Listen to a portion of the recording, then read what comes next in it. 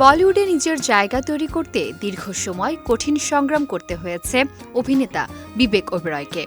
তারকা পরিবারের সন্তান হওয়া সত্ত্বেও বাবার পরিচয়ের সুবিধা নিতে চাননি তিনি। নিজের যোগ্যতায় সুযোগ পেতে নিয়মিত অডিশন দিয়েছেন এবং ঘণ্টার পর ঘণ্টা অপেক্ষা করেছেন।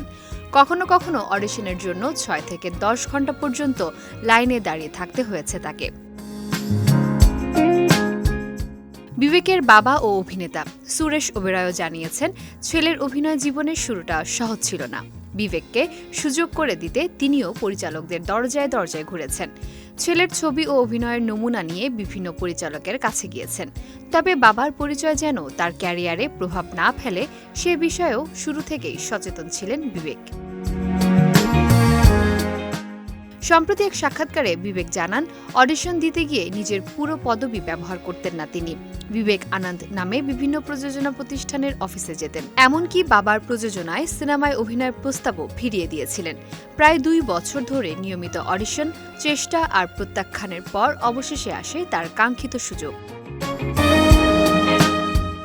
পরিচালক রামগোপাল ভার্মার কোম্পানি সিনেমায় গুরুত্বপূর্ণ চরিত্রে অভিনয়ের সুযোগ পান বিবেক। সুরেশ ওবেরয়ের কাছ থেকে তার অভিনয়ের টেপ দেখার পর মুগ্ধ হন পরিচালক। এরপর গ্যাংস্টার চন্দ্রকান্ত নাগরের চরিত্রে তাকে বেছে নেন। সিনেমাটি মুক্তির পরই অভিনয় দিয়ে দর্শকের নজর কাড়েন তিনি।